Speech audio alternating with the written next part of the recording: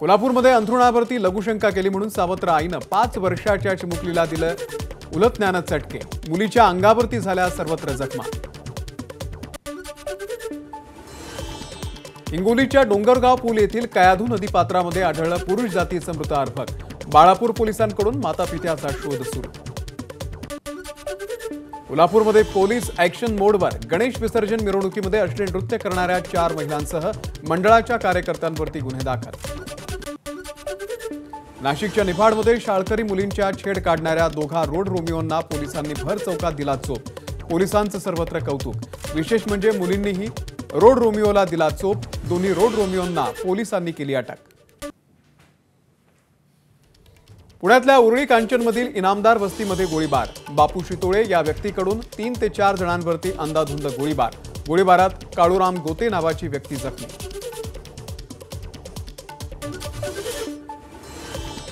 बहिणीशी मैत्री केल्याच्या कारणावरून एकाला मारहाण। बारामती तालुक्यातली घटना। तरुणावरती खासगी रुग्णालयामध्ये उपचार सुरू। नागपूरमधील उमरेड रोड परिसरामध्ये मोबाईलच्या दुकानामध्ये चोरी। 40 लाख रुपयांचे मोबाईल चोरट्यांकडून लंपास। चोरीची घटना सीसीटीव्ही कॅमेऱ्यामध्ये कैद। यवतमाळच्या बाबाजी दाते महिला सहकारी बँक अपहाराचं प्रकरण। एसआयटी कडून 4 जणांना अटक। 242 कोटी रुपयांचे बेकायदेशीर कर्ज वाटप संगनमतानं केल्या प्रकरणामध्ये कारवाई। हातचलाकी करत शेतकऱ्याचे 1.5 लाख रुपये महिला चोरट्यांनी लांबवले। येवल्याच्या स्टेट बँकेमधला प्रकार। घटना सीसीटीव्हीमध्ये कैद।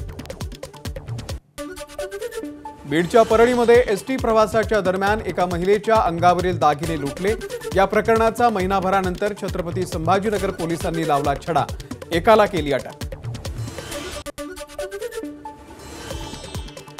अयोध्येमध्ये राम मंदिर परिसरात स्वच्छता कर्मचारी म्हणून काम करणाऱ्या एका दलित तरुणीवरती सामूहिक बलात्कार। या प्रकरणामध्ये 9 जणांवरती गुन्हा दाखल। 5 जणांना अटक। पीडितेचे कॅन्ट पोलिसांवरही गंभीर आरोप।